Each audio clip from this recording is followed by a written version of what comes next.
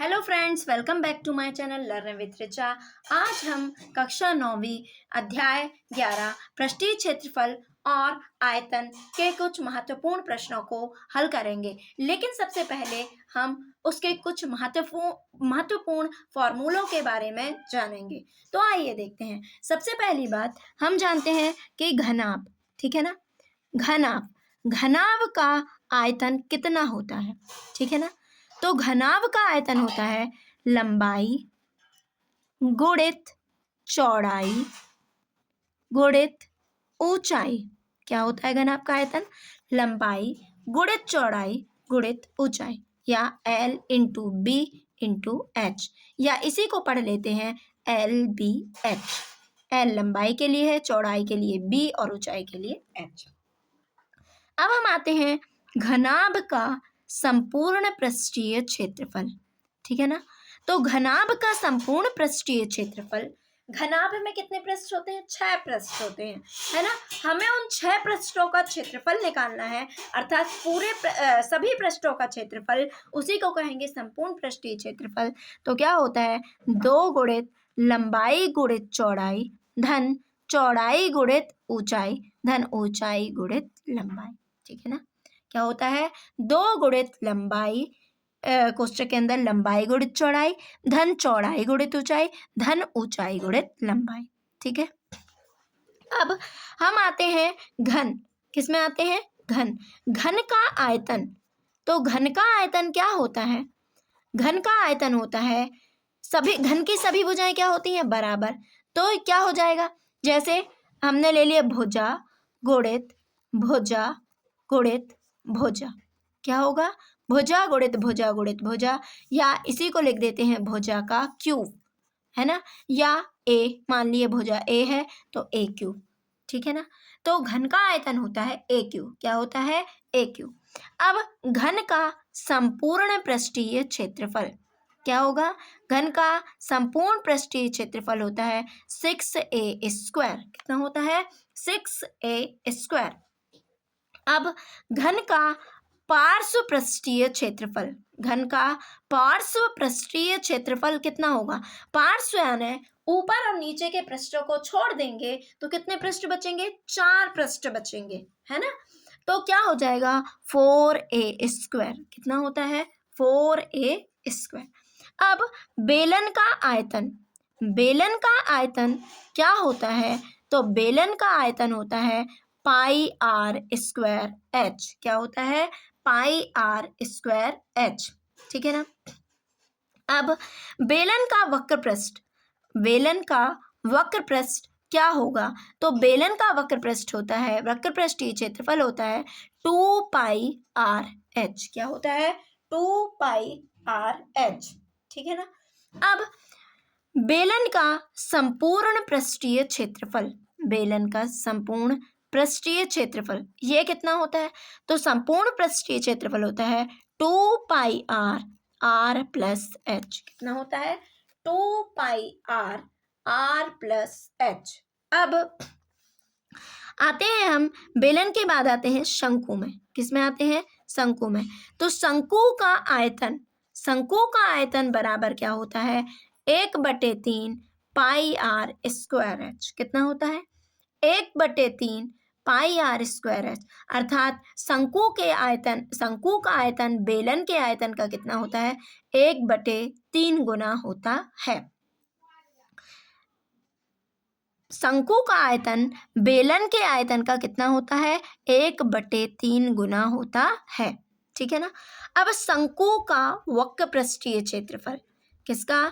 शंकु का वक्र पृष्ठीय क्षेत्रफल। तो ये कितना होता है? शंकु का वक्र पृष्ठीय क्षेत्रफल होता है पाई आर एल। कितना होता है? Pi R L. और शंकु का संपूर्ण पृष्ठीय क्षेत्रफल कितना होता है? शंकु का संपूर्ण पृष्ठीय क्षेत्रफल होता है pi R L, pi R R plus L. क्या होता है? Pi R R plus L होता है, ठीक है ना। अब यदि हम बात करें कि एल क्या होती है? एल तिर्यक ऊंचाई होती है। क्या होती है? तिर्यक ऊंचाई। तो तिर्यक ऊंचाई के लिए क्या होगा? तिर्यक ऊंचाई यदि हमें निकालना है तो इसके लिए तिर्यक ऊंचाई को एल से प्रदर्शित करते हैं, इसके लिए सूत्र होता है एल स्क्वायर बराबर R square plus H square. कितना होता है? एल स्क्वायर बराबर R square plus H square. तो एल बराबर क्या हो जाएगा? Root over R square plus H square. ठीक है ना। अब हम बात करते हैं गोले की। तो गोले का आयतन कितना होता है? गोले का आयतन होता है 4/3 पाई आर क्यूब। कितना होता है? 4/3 पाई आर क्यूब। अब गोले का वक्रपृष्ठ, गोले का वक्रपृष्ठ क्या होगा? तो गोले का वक्रपृष्ठ होता है 4 पाई आर स्क्वायर। कितना होता है? 4 पाई आर स्क्वायर। तो अर्धगोले का वक्रपृष्ठ कितना होगा? तो अर्धगोले का वक्रपृष्ठीय क्षेत्रफल कितना होगा? वो होगा 2 पाई आर स्क्वायर। कितना होगा? 2 पाई आर स्क्वायर। अब अर्धगोले, अर्धगोले का आयतन कितना होगा गोले का? तो अर्धगोले का आयतन यहाँ पर क्या हो जाएगा? 2 से भाग देंगे तो 2/3 पाई आर क्यूब। कितना होता है? 2/3 पाई आर क्यूब। अब अर्धगोले का संपूर्ण पृष्ठीय क्षेत्रफल, तो अर्धगोले का संपूर्ण पृष्ठीय क्षेत्रफल कितना होता है? 3 पाई आर स्क्वायर। कितना होता है? 3 पाई आर स्क्वायर। आइए देखते हैं, हम कुछ प्रश्नों को सॉल्व करते हैं। प्रश्न है, एक लंबवृत्तीय शंकु का वक्र पृष्ठीय क्षेत्रफल ज्ञात कीजिए जिसकी तिर्यक ऊंचाई 10 सेंटीमीटर है और आधार की त्रिज्या 7 सेंटीमीटर है। आइए देखते हैं क्या हुआ है। एक लंबवृत्तीय शंकु का वक्र पृष्ठीय क्षेत्रफल ज्ञात कीजिए जिसकी तिर्यक ऊंचाई 10 सेंटीमीटर और आधार की त्रिज्या 7 सेंटीमीटर है। तो वक्र पृष्ठ मतलब क्या कहलाएगा? जैसे एक कैप बनी है, बर्थडे कैप आपने देखी होगी ना। अब जैसे हमने क्या बनाई, ये एक बर्थडे कैप बनाई, ठीक, कुछ इस तरह से ये बनाई हमने बर्थडे कैप, ठीक, ये बनाई। तो इसको बनाने में ये जो इसका भाग जिसे अपन टच कर सकते हैं, ये क्या कहलाएगा? वक्र पृष्ठ। हमें इस वक्र पृष्ठ का क्या निकालना है? क्षेत्रफल। ये जो है, इसको बनाने में कितना कागज लगा है ना, कितना इसका क्षेत्रफल है, ये निकालना है। ठीक, तो आइए देखते हैं। तो एक शंकु का वक्र पृष्ठीय क्षेत्रफल, ठीक, तो ये हो गया शंकु जिसकी ऊंचाई कितनी, आधार की त्रिज्या कितनी है? 7 सेंटीमीटर, ये हो गई। और तिर्यक ऊंचाई ये कहलाएगी, ये कितनी है? 10 सेंटीमीटर है। तो पृष्ठीय क्षेत्रफल निकालिए। तो आइए देखते हैं। शंकु की तिर्यक ऊंचाई बराबर, शंकु की तिर्यक ऊंचाई बराबर 10 सेंटीमीटर। तिर्यक ऊंचाई को किससे प्रदर्शित करते हैं? एल से, ठीक है ना। अब त्रिज्या बराबर, त्रिज्या मतलब रेडियस, आर से प्रदर्शित करते हैं। कितनी है? 7 सेंटीमीटर। तो शंकु का वक्र पृष्ठीय क्षेत्रफल बराबर पाई आर एल। पाई का मान 22/7, आर का मान 7, एल का मान 10। 7 एकम 7, 7 एकम 7, कितना बचा? 22 गुणित 10, कितना हो जाएगा? 220। क्षेत्रफल किस में रहेगा? ये सेंटीमीटर, तो सेंटीमीटर स्क्वायर। तो वक्र पृष्ठीय क्षेत्रफल क्या होगा? 220 सेंटीमीटर स्क्वायर। अब हम प्रश्नावली 11.1 के प्रश्नों की ओर बढ़ते हैं। तो प्रश्न है, शंकु के आधार का व्यास 10.5 सेंटीमीटर है और इसकी तिर्यक ऊंचाई 10 सेंटीमीटर है, तो इसका वक्र पृष्ठीय क्षेत्रफल ज्ञात कीजिए। आइए देखते हैं। तो देखो, शंकु के आधार का व्यास, आपने बर्थडे कैप तो सब लगाई होगी, वो कैसी होती है? शंक्वाकार होती है, ठीक है ना। उसका व्यास, टोटल चौड़ाई कितनी है उसकी? 10 है ना। यहाँ से यहाँ तक की दूरी कितनी है? 10 सेंटीमीटर, 10.5 सेंटीमीटर, ठीक। तो त्रिज्या क्या होती है? व्यास की आधी होती है, ठीक। और तिर्यक ऊंचाई कितनी दी हुई है? ये सामान्य ऊंचाई कहलाएगी, ये क्या कहलाएगी, तिर्यक। ये कितनी है, 10 सेंटीमीटर। तो लिखेंगे क्या दिए हुए, शंकु के आधार का व्यास कितना दिया हुआ है, 10.5 सेंटीमीटर। तो व्यास, तो त्रिज्या क्या हो जाएगी, व्यास बटे 2, व्यास की आधी होती है ना, यही संबंध होता है। तो r बराबर 10.5 बटे 2। ठीक, अब त्रिज्या ये हो गई।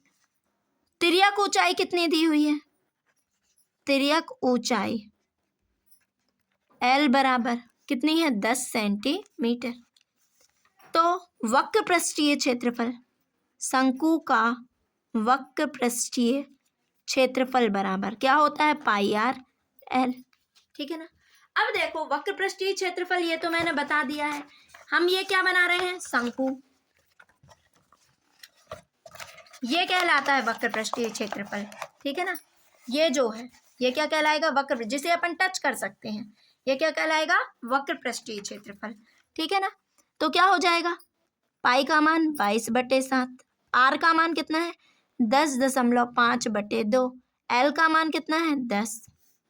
ठीक, अब यदि आपसे दशमलव हटा लो, यदि काटते नहीं बनता है तो दशमलव हटा के हल कर लो, है ना। यदि ये 105 इसको हटाएंगे तो क्या आ जाएगा, दशमलव यानी 1, और दशमलव के बाद कितने अंक हैं, 1, तो 1 शून्य लगा दो, गुणित 10।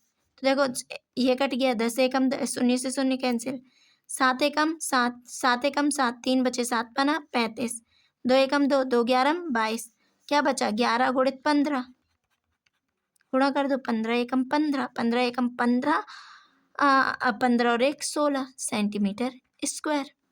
शंकु का वक्र पृष्ठीय क्षेत्रफल क्या हो गया, 165 वर्ग सेंटीमीटर।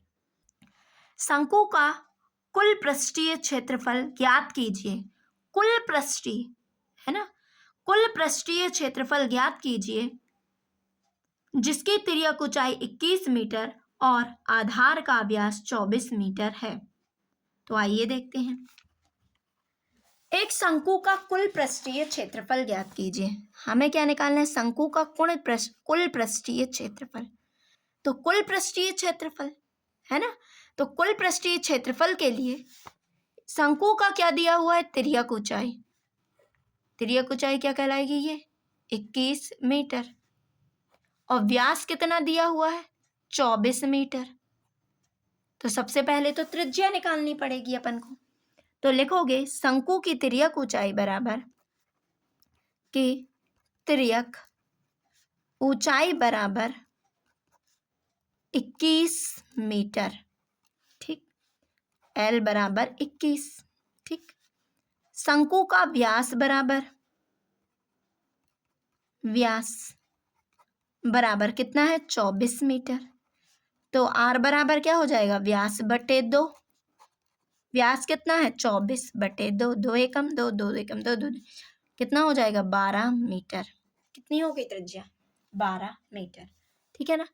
अब शंकु का कुल पृष्ठीय क्षेत्रफल, तो शंकु का कुल पृष्ठीय क्षेत्रफल या संपूर्ण पृष्ठीय क्षेत्रफल यही होता है ना, तो होता है पाई आर प्लस एल। ठीक है ना, पूरे पृष्ठों कुल पृष्ठीय क्षेत्रफल। ठीक है, तो पाई का मान 22/7, आर का मान 12, यहाँ आर धन एल का मान 21। चलिए 22 गुणित 7 गुणित 12 क्या हो जाएगा, 2 और 1 3, 2 और 1 3। ठीक, अब इन सब का आपस में गुणा कीजिए और आप मुझे सॉल्व करके बताइएगा कि कितना आंसर आया है। और आप मेरे साथ इन सभी प्रश्नों का ज़्यादा से ज़्यादा अभ्यास कीजिए और मेरे चैनल को सब्सक्राइब करना मत भूलिए। Thank you for watching.